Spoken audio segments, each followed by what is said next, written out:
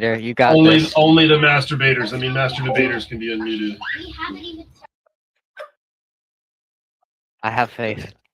All right, let me now.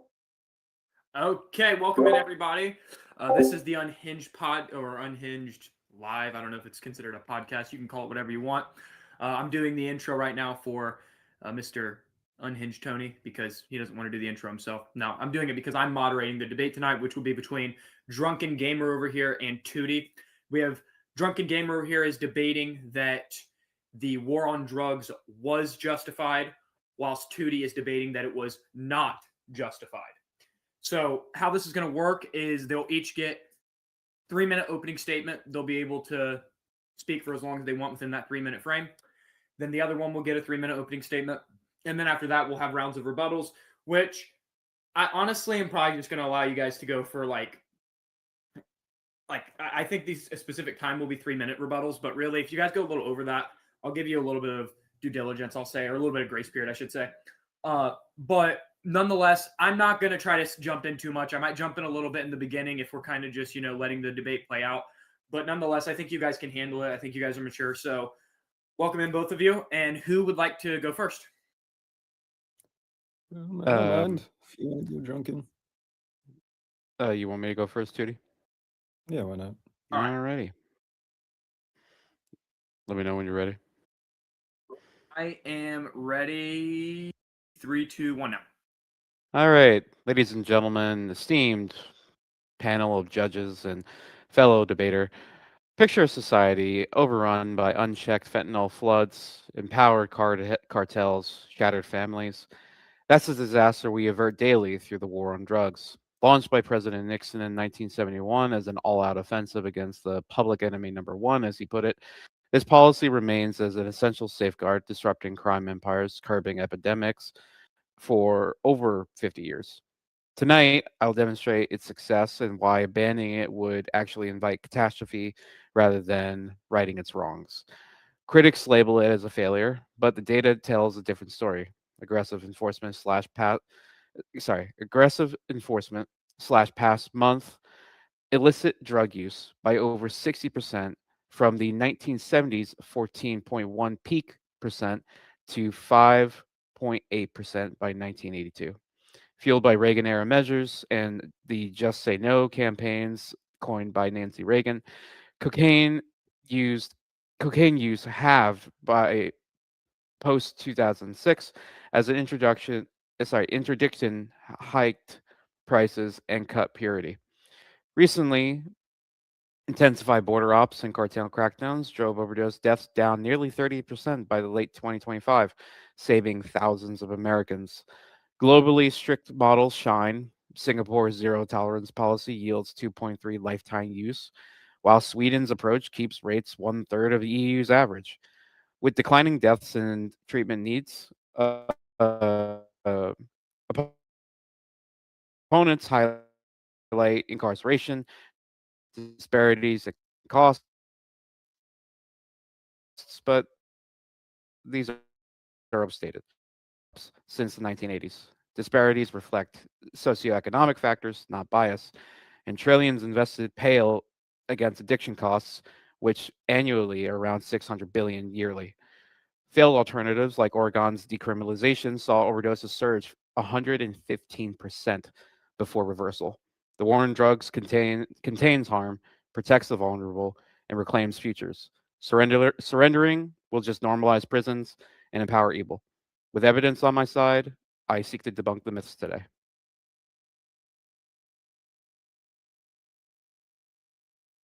That's it?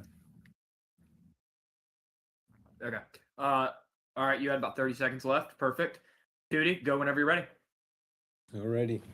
So, pretty much in my debate, I'll be stating that the war on drugs did not stop people from wanting drugs, leading to, even if people were being arrested for drugs and crackdowns on drugs were being implemented, doesn't mean that drugs were still not wanted.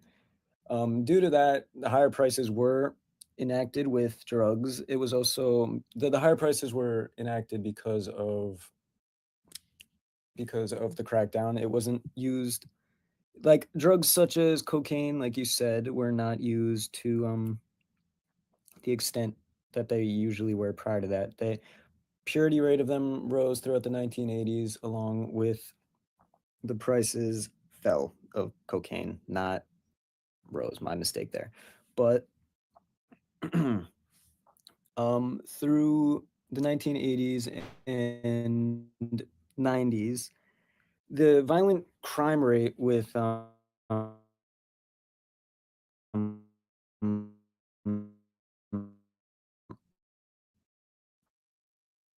it was there because I'm not too good with this opening statement.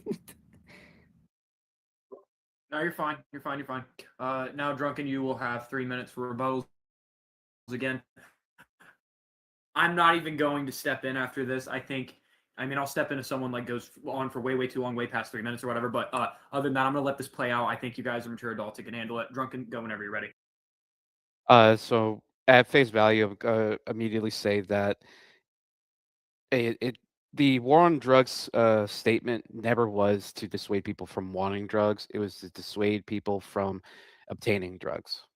There's a difference there. So to try and say that it was unsuccessful because people still wanted drugs is ludicrous. Now, that being said, you also have the issue that you brought up about cocaine prices and the cocaine purity. We actually saw that interdiction with U.S. DEA officials interdicting with the cartels, saw them a marginal cut in cocaine production, at least pure cocaine. You also had an issue. You also have illicit drug use amongst Americans falling sharply from 14.1% in 1979, which was the peak of the 70s, to a 5.8% in 92. That's roughly a 60% reduction right there. Now, the decline aligned with era Reagan intersection with the war on drugs, including mandatory minimum sentences, the Just Say No campaign that I stated about Nancy Reagan, and increased funding for enforcement and education. You cocaine, you're right, did surge in the 80s, but did decline dramatically afterwards. Past year cocaine use dropped by nearly half from the 2006 levels onward. So with broader post 1980s reductions in enforcement, we see that the anti-drug campaigns of the early 2000s actually did have a marginal and nominal effect amongst the youth, which at the time, which in all reality is the demographic that cartels and other drug peddlers are going to target. And then on your last point, when it comes to incarcerations, while a lot of petty drug crime is by itself victimless, you also have an issue with drug dealers and people who are addicted to drugs committing other crimes associated with them. So that includes robbery, armed assault, armed robbery, the list goes on. And these communities were found to be safer by a factor of a third simply because these people were getting taken off the streets and a near zero tolerance policy was instituted.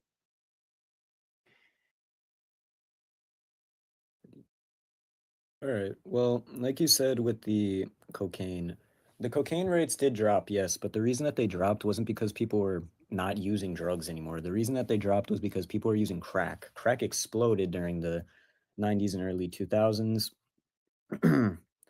It was because it was cheaper than cocaine. Cocaine had a fall off. But along with what you said with the youth, the reason that youth wasn't using drugs is because the main drug that youth would use was marijuana at the time. And realistically now, I'd say 50 to 60% of youth still do use marijuana. As someone who just graduated high school, 90% of youth still is using marijuana, even though it is legal now. Back then, it was not, which led to less incarceration rates for pot, marijuana, whatever you want to call it. But what was the last thing you said? Violent crime. Oh, the violent crime rates. Yeah, so what I want to say there is I do not believe that those people should have just been thrown in prison, because that's not going to help them get once they get back on the streets, they're just going to start using again.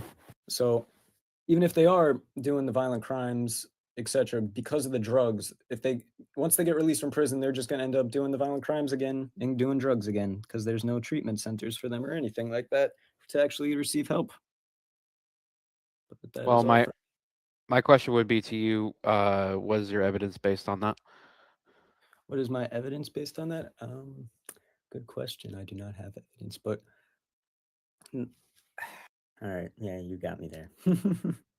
So, for what we do know from data is that we have a pretty significant non-reoffending rate when it comes to these drug dealers that are going in, because as much as people like to try and say that the American legal system is geared towards just creating a new wave of slavery and just indentured servitude and yada yada yada, not really wanting to rehabilitate people, they fail to realize that most petty drug dealers are given softcore prisons that have a host of programs that are intended to help them reacclimate to society. Many of them go in without a college education, let alone a high school education, and a lot of them, almost 2/3 of them, come out with a minimum of a GED. So that right there is showing that there is some significant um, extras or programs being thrown at these guys and girls to try and get them in a better state of mind, better socioeconomic path. Because at the end of the day, drug use and drug um, crime is mostly based off of socioeconomic issues, just like you would see with uh, most petty crimes such as thievery. So you have that issue right there, but then you also mentioned about the marijuana use. While yes, marijuana is considered pretty much a non-factor safe drug to use in today's society, we also have several FDA studies coming out and other European studies coming out that prolonged use of marijuana in our youth, while usually considered safe, is actually altering their DNA. So the long-term ramifications of that, we have no idea. It's like the microplastics we're finding throughout our body. We don't know the long-term ramifications, and we probably won't know for another couple decades. Mhm. But the fact that it's merely doing it is more than enough reason to cause harm, to cause concern. I do agree with you there. I do think that it is causing harm. I don't think it's doing good at all. I don't think marijuana should be legal for children at all. But the incarceration rate, when you were talking about that, were you speaking about drug dealers or um, people that use drugs and commit violent crimes on drugs? Both. All right, both. All right. So, speaking in the sense of somebody, if they have an addiction or something and they're homeless or something, are on the streets, do you think that they're going to just stop using drugs once they're back on the street? Well, in the context of your question, no. So then, how will just sending them to prison or jail once they're found committing a violent crime off of drugs help them stop abusing the drugs? Is what I'm trying Because to it say. depends on the crime that they're being accused of. Because usually most petty crime, when it comes to just normal possession, you're given a softball prison that's filled to the T with social programs that help these guys and girls extend further into life rather than being beholden to the streets. And not for nothing, if someone is committing an assault, they are committing a much more violent crime, but that doesn't preclude them from applying for uh, social programs. Now, you obviously You have some states that are better than that. That's a discussion for another day, for another time. And I'll say right off the bat, the American legal system needs to, for the nonviolent crimes and for the crimes of people that can be rehabilitated and put back into society who don't have life terms. Yeah, sure, we should have social programs ready for them so that way they can be functioning members of society.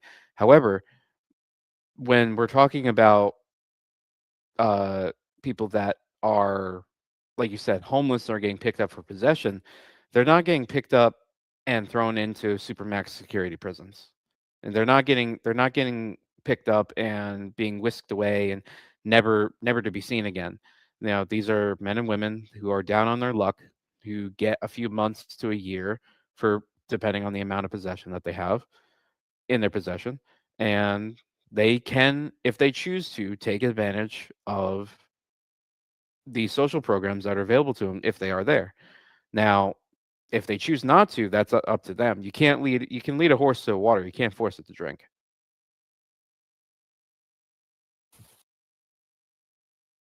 All right. So you are right there. We'll admit that. However, what I will say is, huh, I, I yeah, you, you do make a great point there. You can't. All right. I don't have anything to say now. I will say this though, like for example, in specific, like Oregon's Measure 110, which was its decriminalization effort in 2021. They saw drug possession arrests fall 67%, but they saw overdose deaths rise significantly, um, and which eventually led to the Colorado state government recriminalizing everything that they just decriminalized less than a year later. Yeah, I don't think it's a smart idea at all to decriminalize all drugs. In that sense, that is the most idiotic thing any government could do. Speaking as, I think is it Seattle, Washington that decriminalized all drugs? Correct me Yeah, if and I'm they're handing out literal kits to help you get you high, but they're clean, so they're gonna make sure people don't die. So yeah, that's really intelligent. I don't see the point in doing that. I mean, I would prefer for them, if they do want to help those people, not to just be giving out the drugs. Because, like you said earlier, yeah, that will increase the crime rate. Ugh. But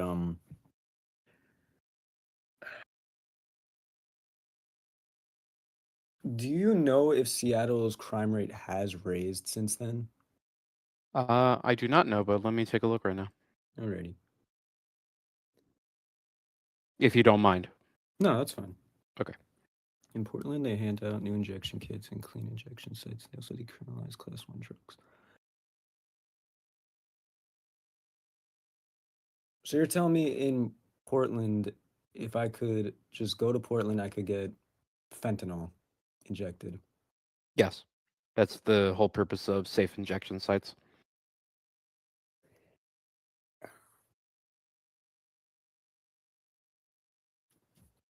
I do think that that is a bunch of bullshit. I think that people should not be having safe injections. I think they should be rather receiving help. Like Wacky said earlier, it makes people reluctant to seek help, especially when they are advocating for, like you just said, Laji, promoting drug use. It's literally promoting drug use, the injection sites. So to give you an answer to your question, according to Como News, which seems to be a local tabloid out of Seattle, they are claiming that violent crime rates have declined in Washington State. However, but drug and gun offenses have risen it's risen by 31%. All right. So what it's pretty much saying is that crime rates have pretty much increased with drug use. That's what I'm taking from that. So, while I agree that there are probably better ways for our country to handle it, at least on the internal side, I personally feel that the estimated $1 trillion that America has spent to combat drug use in America since the 80s has been a well returned investment, for the simple fact that it's destabilized several cartels. We've saved probably tens of thousands of lives of people that we have mirrored, because we're trying to mirror what Singapore has done, what Japan's done. They are incredibly strict on not guns, I'm sorry, on drugs, but they have a social stigma against using drugs and have a more robust society to combat the effects of what drugs would normally give these people. You know, because people normally seek out drugs because they're either in a depressive state and they're trying to feel better, which Japan does pretty well with its mental health apparatus. You know, minus the working people to death thing. And then Singapore also does a pretty good with its social programs to keep people off drugs long term, with, like I said, less than a 3% overall rate nationwide with them. So do I think America can improve in some aspects? Absolutely. But to say that the war on drugs was a failure, I can't see that. All right. Well,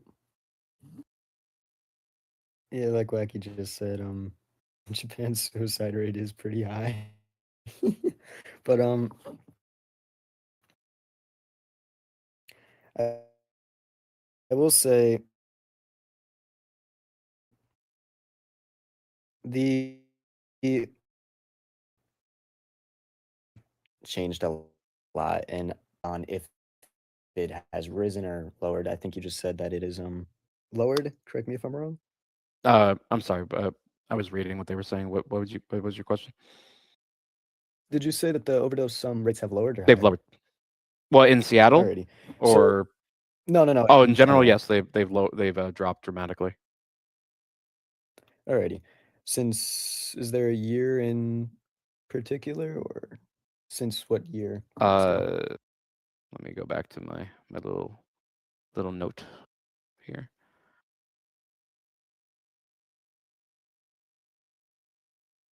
Drug use.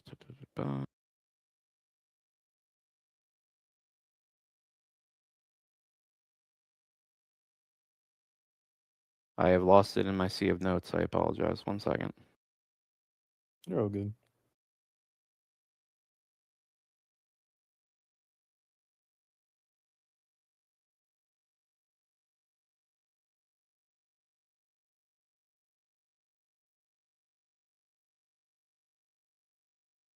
Yeah. So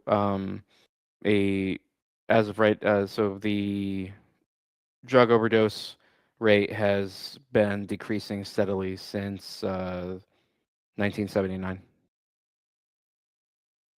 Alrighty.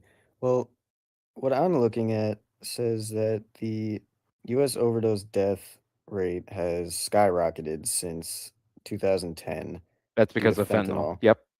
Yes. So fentanyl And is so, I'm sorry. Let you finish. I oh, apologize. you're okay. Whole reason is because we cracked down a hell of a lot on heroin and, like you said earlier, cocaine. So that's the whole reason that fentanyl spiked, was because we cracked down on heroin and cocaine, crack, etc. Mm-hmm. But that's all I had to say. Oh, my rebuttal to that would be that, simply put, the cartels are trying every which way to get people hooked on cocaine, because most people, cocaine and pills, those are the two big money makers for the cartels, and Mhm. so they know fentanyl is wildly addictive, right? And they can get it stupidly cheap from China rather than when they have to make it themselves. Because believe it or not, fentanyl is actually pretty difficult to synthesize in mass quantities cheaply, right? They have plenty of coca leaves down there. They don't have a lot of the what they need to make for fent. That being said, um, it unfortunately this is just going to be a byproduct of human ingenuity. That humans are always going to want to seek out greed, right? And the cartels are the epitome of greed-seeking humans. So to say that the war on drugs is failing or wrong or that it's misguided simply because cartels are finding new ways to kill people, uh, that is like saying someone inventing a new gun automatically makes him Satan, right? Yeah. Because a gun can be used in a multitude of ways. It's a tool at the end of the day, right? Mhm. And unfortunately, for a lot of people, drugs uh, are not anything but a tool as a coping mechanism. Now, it's our job as citizens, people, individuals, to help steer these people away from needing those things, but it's also the government's job to enforce the laws of the land. And as you clearly stated, decriminalization would lead to far more uh, overwhelming consequences than what we're currently going through right now. Well, with that, I do not have a rebuttal to anything you really said, so I'm going to concede there on this debate. Oh, you're done? Yeah. No, Judy, no. I guess moderator, we should probably open up questions to the floor. Yeah, I'm gonna be honest. I got If my ass anyone handed. sent me any questions, I haven't seen it because I've been here messing with the new images we get to add to the roles. But I was still listening. I just haven't checked if anyone asked me something. Um. Okay, let me see. Yeah. Okay, I only have a question from Tony. So this is Tony's question. I'm going to read it verbatim, and I'm assuming this is for both of you. So one of you wants to take it I'll first. let That's Judy fine. take it. Should we keep on pursuing funding for social welfare when the war on drugs spent $70 billion a year on corrections and incarcerations without helping with true rehabilitation? I'll let Judy take this first. I'm going to ask it one more time because I read it pretty bad because there was a parentheses in between. My Thank bad. you. I'm going to ask one more time. Should we keep on pursuing funding for social welfare when the war on drugs spent $70 billion a year on corrections and incarceration, but it didn't help with true rehabilitation? All right. Well, what I'm going to say there is, yeah, it's a difficult question. No, yes, but not in the way that we are currently funding the social welfare programs, because like he said, it did. Can you repeat the last sentence one more time? Yeah. Okay, one second. I'll just go read it again. So I'll just. So the first part is: should we keep on pursuing funding for social welfare? And then he points out that the war on drugs spent $70 billion a year on corrections and incarcerations, but it didn't help with true rehabilitation. All right, then. So do you think that $70 billion a year has been worth it? No, I don't. Okay. Because if it's not helping with true rehabilitation, I do not think that the current welfare program should be used in that sense. I think it should be reformed instead of completely taken away. I think we just need to change some aspects about it. Okay. Drunken, now your turn. I'm going to be in agreement with Tootie. While I disagree with them not having any marginal success with rehabilitation, the attempt needed to be made, and it has been made in great quantity of success with a lot of demographics and a lot of people, especially like really petty crime holders, people that are homeless. So I am going to agree with him though that the system does need to be overhauled, and it does need to be more streamlined. And there is obviously double dipping when it comes to these social welfare people are in charge of it. So that needs to be addressed, and I think we would probably see a lot of money get.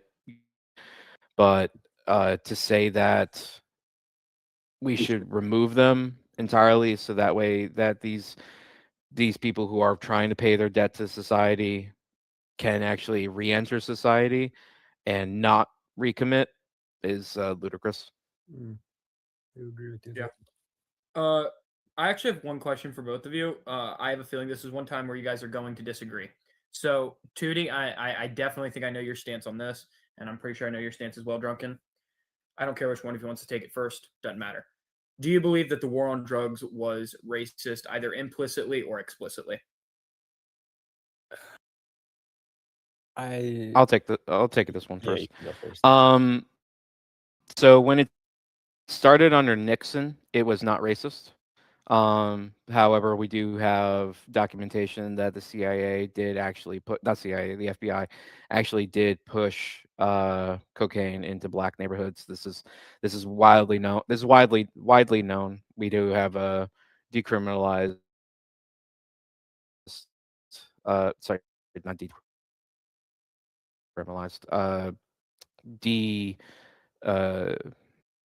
wow, I'm blanking on the term for it. We do have unclassified documents from that era showcasing that they did in fact push cocaine to these neighborhoods, and it did adversely affect the black community.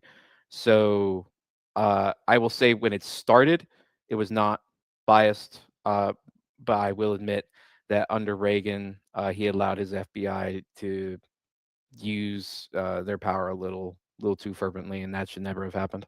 Okay. What do you have to say on this, Tootie? Well, he said exactly what I was fucking thinking, so I can't really just repeat what he said. I don't think it Okay. was racist under Nixon, no, but under Reagan, it definitely was. Like he said, the FBI did push cracking cocaine into black neighborhoods. Yeah. So, all right, I think you're both in agreement then, because I didn't think that. I mean, I could be wrong, but Tootie, I don't think you're saying that it was like inherently racist. Because actually, no, you're not saying that because you just said that it wasn't under Nixon. It just you think it kind of morphed into that under Reagan CIA. Correct. Okay. All right, that's the only question I have, to be honest. If anyone else has any question, honestly, you guys can come up and just talk. I'm not. As long as you don't argue with them, and as long as you mute yourself after you ask the question, you can talk. So if anyone wants to ask a question, ask one, but then immediately mute. Do not argue with them.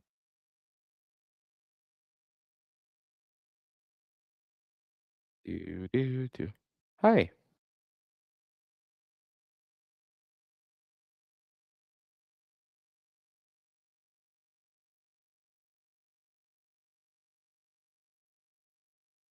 In my opinion, I think addiction is a disease that needs to be treated. I don't think it's something that needs to be incarcerated for. I think we need more systems to help people that do have addiction instead of, like you said, just incarcerating them. In my personal opinion, from what I've seen in my life, I've had people that have been addicted to drugs. Addiction is definitely a disease. It's not something that you can just stop. Like, if you're addicted to something, you can't just stop doing it. It's impossible, especially when your body relies on it. So I do think that we do need, like, I don't even know, not like hospitals, but like something like better treatment centers for them to get treatment. I have a statement to make. Kind of a question, but more of a statement. Wait. No. Only you only can ask questions. The statements are designed just for the I'll pause myself, remute, and reform my statement into a question. Okay. To answer your question, Tony, addiction is as coming from a little bit of background on me. My mother is a pillhead. She's a clinic hopper. And she tried to be a Mac Daddy of a trailer park. So I will tell you right now, addiction is 100% a disease. Unfortunately, it's a disease that, like many other mental disorders, which addiction is sort of a hybrid disease of between a mental disorder and a physical disorder. The a addiction needs to be treated one way or another, and whether or not we're soft on them is what's actually going to be able to get them the help that they need. We definitely need to figure out a way to get these people the treatment that they need, and whether that is detoxing them forcefully and then getting them on a social program that's going to keep them off of it, raise them out of the socioeconomic status that caused them to go into that situation in the first place, is one thing. But to not incarcerate them so that they are not a danger or a problem to the people around them or the family members, and to cause undue stress and other psychological pressures for that family, provided that the person is even slightly violent while under the influence. And that goes for anyone that's whether they be drug, alcohol, or whatever. They should be incarcerated in some form of mental institution or asylum, whether that is designed specifically for drug rehab, that remains to be seen.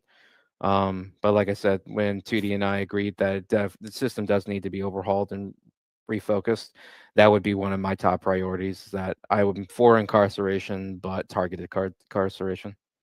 Mhm. Tootie, do you have anything to say to that or no? No. Okay. I actually do have one more question for you guys, because this is something that definitely was not covered, and I don't know where either of you would stand on it. So my question is, what legitimate role, if any, should the federal government have in drug policy versus the states? So do you think that basically, do you think that drug regulation should more so be a state's issue, a federal issue, or should it be kind of intertwined? Either of you can take it first, and either of you, or one of you can go next. I think it should be intertwined, with heavily leaning off of the federal government. I think the states getting a say on what they should allow in their state is fine. For example, if a state votes on, and this is not saying that the state legislator just unanimously voted on something. No. It should be something that the entire population of the state is voting on it, and they get a say, not what their elected representatives say. While that is leaning a little heavily into democracy, rather than republicanism, I will say that we have had success in various other states, and including across the nation, where we've had blanket votes to get people to vote on a certain issue, and getting them passed properly. For example, here in my hometown, they put to vote a near $2 billion tax increase to the vote to put turf around our local high school. Get the hell out of here with that shit. It was killed instantly, right? But if it was left up to the school board and the mayor, well, that shit would have passed right away, right? Now that being said, the federal government being heavily involved partnered with a reformed FDA that actually follows science rather than the whims of the pharmaceutical giants. That's a big thing that needs to be installed, because if a state somehow votes for cocaine being legalized in their state, they're crazy. That should not be allowed. All right, Tootie. So I was gonna say intertwined, but the more I think about it, I do agree with intertwined, but I think it should be more towards the federal level because of like we were just saying in Portland, and I think I don't remember what the other place was, but say they have safe injection sites, it's just going to higher the crime rate, etc. I don't think the federal government should allow them to be allowed to create safe injection sites or anything like that. Like you Yeah, said, they call them drug safe havens. It's so stupid. What if the federal government was to do exactly what Portland and Seattle are doing by allowing drug use with clean injection sites? Would that change your opinion on it being federal heavy? Oh, that's a Yeah. good point. I definitely would, because yeah, you do make a good So, point. so would you say that that would change your opinion on it being less mutual between state and government, or more mutual between state and government and less one-sided heavy? Yeah, I guess it would. I mean, it does depend on what side is in power. That makes the rules technically. Right. So It's whoever basically, implements you the just battle. have a. Basically, you're just saying your real issue isn't necessarily where the relationship is. You just think that the relationship should come to one conclusion in regard to this issue, and that's no drug safe havens. Like, obviously. Yes. Yeah. Now, there's Well- another question for you guys. Tacitus sent me this to me. Logie, you can if you have a question, you ask next. Tacitus just sent me a question, two for you guys. So I'll wait. Did Logie leave? Oh no, he didn't. My bad. I thought Logie left. No. You guys can proceed. I don't have a question as apparently. My bad. I thought you left, but you sent a message. I don't know why I thought you left. My fault. Okay, so Tacitus sent this. So first, he wants to know your understanding of what the war on drugs was supposed to do. Okay, that's for both of you to answer. And then he wants to know how you think that current data would support the suggestion that you would make on whether it was a win or a loss. So basically, I'll reframe that real quick because I kind of read that wrong. But basically, what is your understanding on the war on drugs? Okay. Do you believe that it was a win or a loss? And what data do you have to support your conclusion that it was a win or a loss? One of you go first, the next one go after. So for me personally, I would say that the war on drugs was 100% a effective tool to combat drugs in the United States and the prevalent use of them. I noted a bunch of statistics in my my opening and throughout this debate that support my claim. I will state that the stated principle and endeavor of the war on drugs was ultimately to eliminate drugs in drug use in the United States. That is very much clear. It's not the wording from Nixon. He said this was public enemy number one, that it was an all-out war, which deductive thinking would deduce that he meant total eradication, right? Modern political scholars kind of change that around and say that he was talking about containment. I disagree. The war on drugs started off as a full-on eradication of drug use in the United States. If it was on that same mentality for the current war on drugs, I would say it was a failure, right? But during Reagan's administration and just before Reagan's administration, the goal of the war on drugs notably shifted to containment rather than eradication, with a end goal being eradication. So I think if we look at it in modern eyes and what modern political scholars say the war on drugs started off as and what it intended to be, then it was a moderate success. Do I think that it was totally successful? I'll admit, no, it was not. But to say that it was unsuccessful unilaterally is wrong. All right, Judy. All right. So can you repeat the question just once more? I'm sorry. Just No, the you're okay. first- You're okay. You're okay, bro. You're okay, bud. So the exact question is, what is your understanding of the war on drugs? Okay. Mhm. Do you believe that it was a win or a loss, and what data supports that? Alrighty. So the whole war on drugs, the whole meaning for it was to reduce crime, obviously, and to reduce drug use. Um, do I believe that it was effective? I do believe that it was effective in the way of I really don't believe that it was effective in the way of reducing like petty drugs such as like pills and shit. I don't think that it really helped with pills. But for drugs such as cocaine, like you said, it didn't drop, but people did move to coke. Um, Crack, you mean? crack, my fault. Thank you.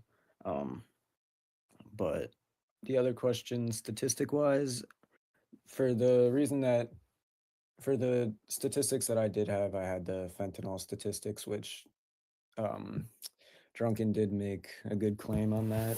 It was also because of the cartels creating new ways to kill Americans. Okay. So one more thing. It looks like wait, did you send the question that you have, Logie? My bad, I'm not on here. If you didn't, you just ask it yourself. Yeah, unmute and ask it. Yeah, I was just asking if I could ask it. I have a Yeah. question for both commentators currently. Do you think that the actions of the Trump administration has been valid with their attack on the war on drugs? And by this, I mean like blowing boats out of the water, idolizing cartels as terrorist organizations, etc. I'll let Tootie take this one because I started the first one. Of course.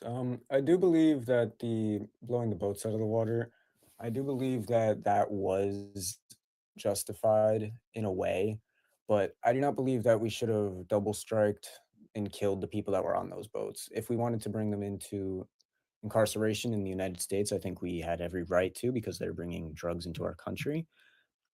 But I do not think we had any right to kill the people that were on those boats. But relabeling the cartels as terrorist organizations, I do completely agree with, and I think we have every right to, speaking as they are terrorists and are killing millions of Americans every year.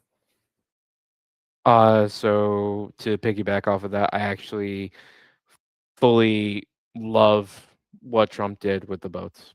I am very I take a very heavy-handed approach when it comes to terrorists. We labeled the cartels as terrorists for a reason. They are, like Tootie just said, they are killing millions of Americans a year, whether that's through cartel activities, which is just unilaterally killing them, or you have people. Sorry, I thought I heard something. Yeah, people getting shot up from cartel wars. Yeah, people getting killed by drug overdoses because they like lining shit with so heavy doses of fentanyl that it will kill you the minute you touch it. So I really don't give a shit. To excuse my French, I know we're live and everything. I really don't give a damn that we double striked. To call that into in a specific manner. I think we handled it heavy-handedly, and that is the language that the cartels speak. Do you think that the United States government is using these, what some would consider as extreme tactics, i.e., like blowing boats out of the water, not being 100%, as people are saying, knowing of what's going on, and you guys are talking about this double strike thing killing people? Do you think that that is their direction of trying to deter people from trying to bring drugs in by saying, look, this is the extreme we're willing to go to, fuck around and find out? Yes, 100%. That is the political method that Trump has been utilizing throughout his entire presidency, second term, and I am all for it. If a organization like the cartels speak only in violence and they respect violence, then you need to be the king of violence. I do think that they're setting a tone for the future, but what I will say is the problem is we can't just be killing people, even though they are killing us. It was technically in international waters. We had no reason to kill them. We could have confiscated their shit. We have the resources to confiscate them and take them to our mainland and arrest them for trying to kill American citizens and having all that drugs, all the amount of drugs they had on their boat. I just don't think that there was any reason at all for them to be killed. To counter that, I don't think they have any reason to try and ship poison to the United States. So, like I said it earlier, cartels only speak one language, and that's violence and money. And we're not in the business of giving money. Well, Obama was, but we're not in the business of giving money to cartels. I have a question for Tootie. You just spoke about international waters. What's your education and understanding of international law? Not much. I'm not going to lie to you there. Gotcha. Okay. Thank you.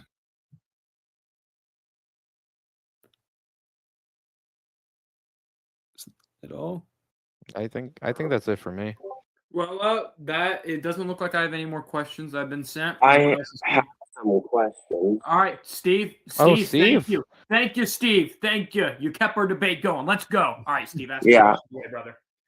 So I'd like to touch on the social program. So briefly, you guys mentioned that addiction is a disease and should be treated, and we should treat them, rehabilitate them, and put them on social programs that help them get out of these addictions. Now we know that when it came to alcohol, there was something called Alcoholics Anonymous. So the alcoholics got together and talked to each other and talked about how long they were clean, when they started, why they decided to stop. And there's even churches that actually host Alcoholics Anonymous discussion.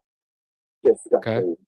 So when it comes to social programs, what should happen for them to lift?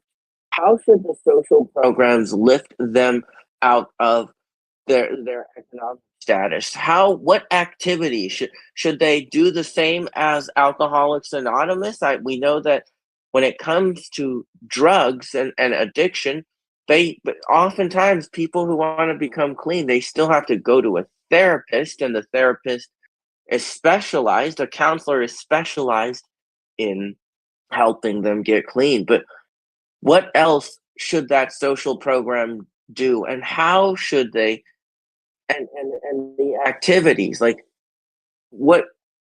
how should they help them find interests that can actually get them away from these addictions as they're getting treated and the addiction is being treated as a mental health. Steve, just so you know, for future reference, your mic is going in and out like you're underwater. So I caught your entire question. I think Tootie did too. Yeah. So I'll let Tootie take this one first.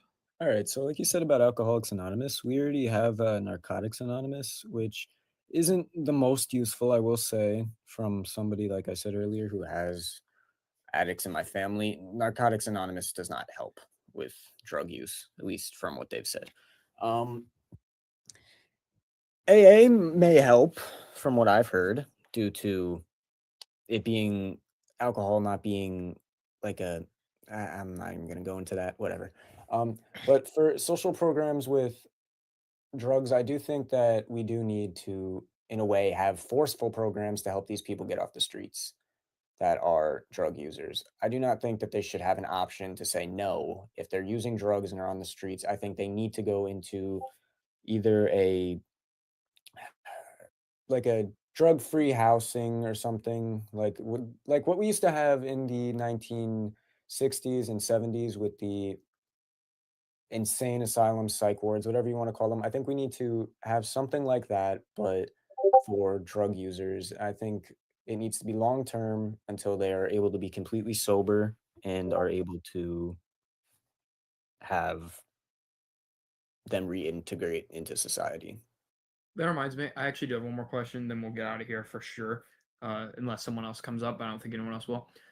Do you guys Oh well, think... let me answer Steve's question first. Oh, I forgot you. My bad. I for some reason was thinking you already answered it. I'm sorry. Go. My bad. Yeah. I'm sorry. Oh, I kind of already did, but to answer your question, Steve, for one, I agree with Tootie. Homeless people that are addicted to drugs, the fentanyl zombies that we see in California and Seattle, or other unfortunate addictions. Unfortunately, I think these people, while I am huge on individualism, they have demonstrated that they do not have the willpower nor the mental capability to um, actually go and get help that they need. So unfortunately, they're going to uh, need to be placed in an inpatient facility. I would err on the side of asylum, and mind you, with all the guardrails needed to make sure that there's no abuse of power, or people are getting murdered or lobotomized like they were in the 80s, and earlier. So that being said, in terms of social programs out like in jails or prisons, with the incarceration side that I'm in favor of, is for one, the many drug dealers, drug offenders don't have an education. Um, Many never passed the 8th grade level of anything.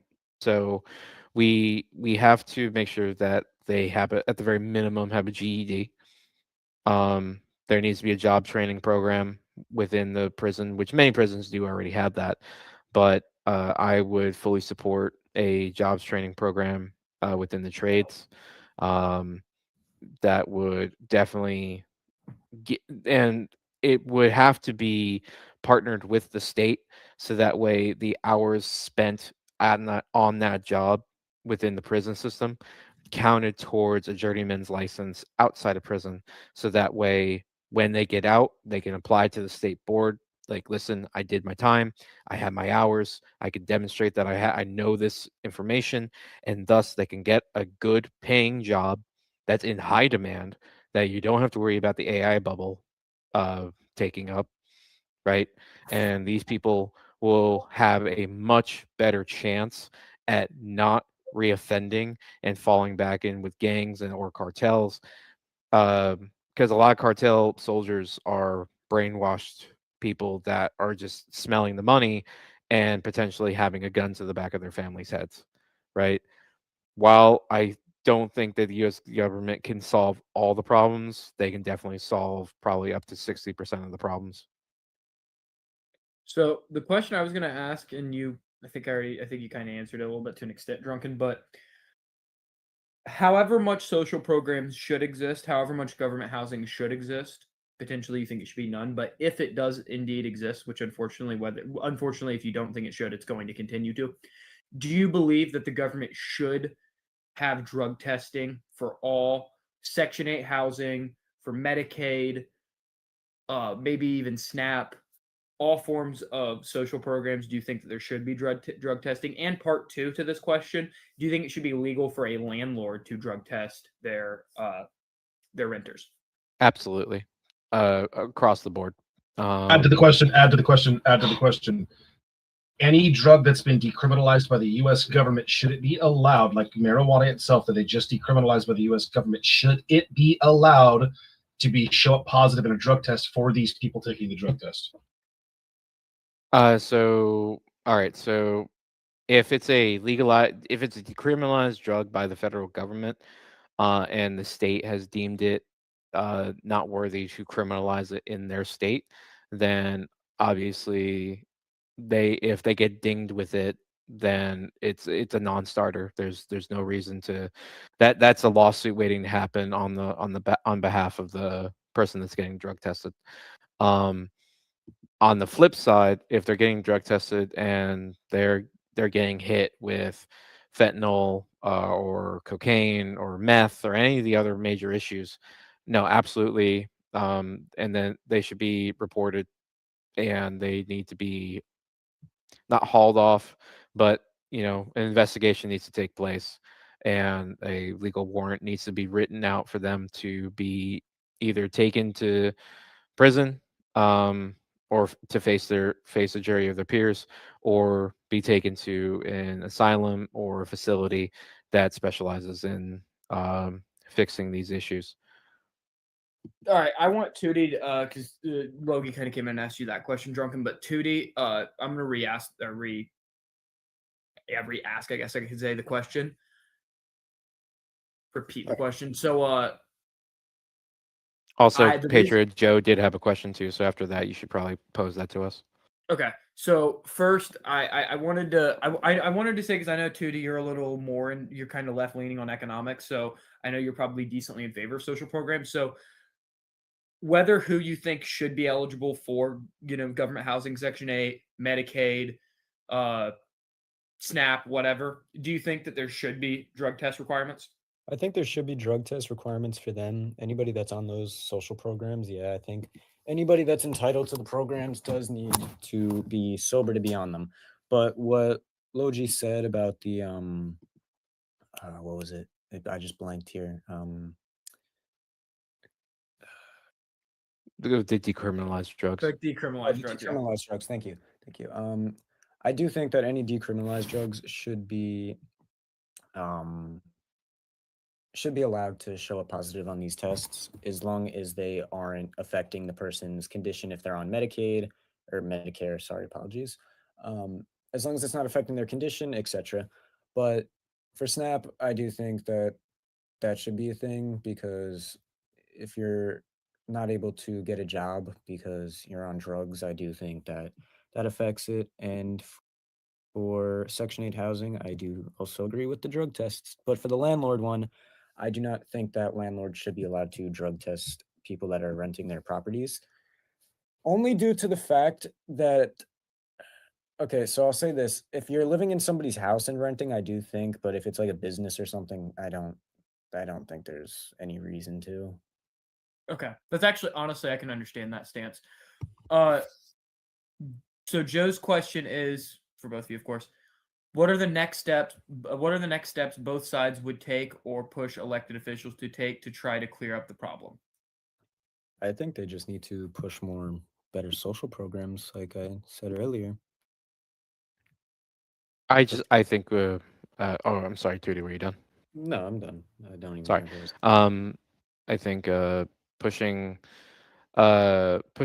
more safeguarded social programs, ones that have really robust guardrails to make sure that fraud and double dipping is non-existent, and really, really, really steep penalties for those that do actually partake in those kinds of activities. That being said, it's on us as a nation to push our politicians to actually fund scientific research and have cold, hard scientific facts that showcase whether or not a drug is safe or not to use in the general public. And it's also up to us on both sides to ensure that the social stigma, if necessary, is in place, so that way people are less likely to offend. All right. That's going to do it, guys. This was a phenomenal debate. I think you guys were able to carry this out a lot. Wait, Steve, you have something else? Yeah, I have just one more question, and this is the No, last. not allowed. I'm kidding.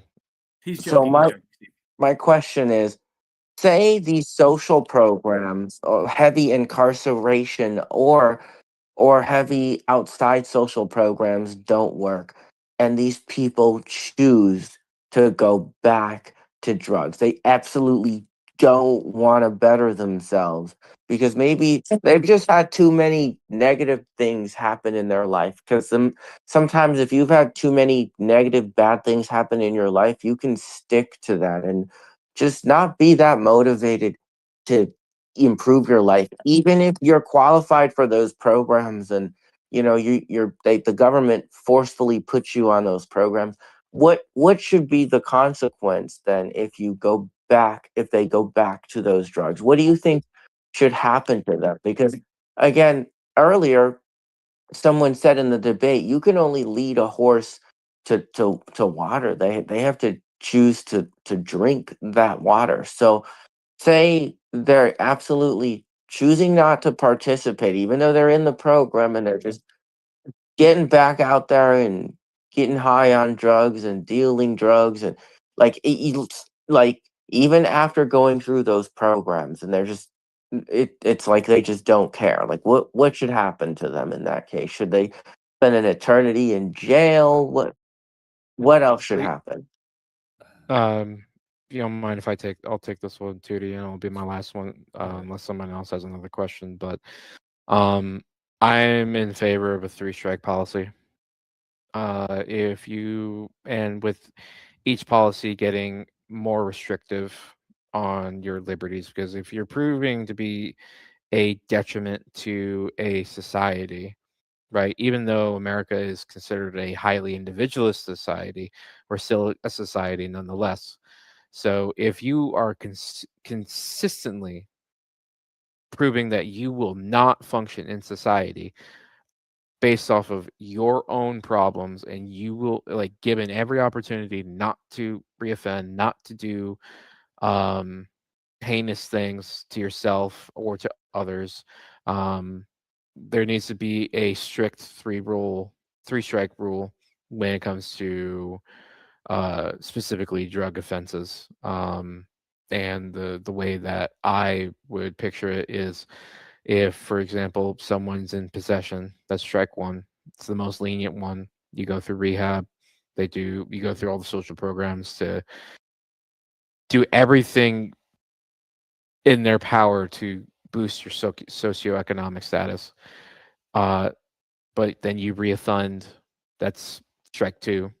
Strike 2, you have a little bit more surveillance, a little bit more issues to deal with when it comes to law enforcement. Once you hit strike 3, you forfeit your right to live in a free society. So either we could adopt a Swedish or Nordic way of doing things with their jail, where it's basically a cushy hotel where they could work out of it and whatnot, but their freedoms are highly limited. Or we can take the stance of, well, you get to stay in an asylum for the rest of your life. All right, Tootie, this will be the last statement of the debate. Tootie, floor is yours to finish off. And if you want, you can give a closing statement. I'm good. But for what you said, that is actually a great idea. I don't agree with the 3-strike system. I do think it should be a 2-strike system. Like Joe said, I do think that 3 is a bit lenient. If you do it twice, I think that's already enough to decide, dude, you're kind of enough. You've done enough. But I do think that, like you said, with the Nordic prisons, I do think that is where they should end up if they do continue to reoffend over and over again. And All right, that is y'all. That's gonna do it. Good job from both of you. I think you guys carried this out longer than I expected, considering that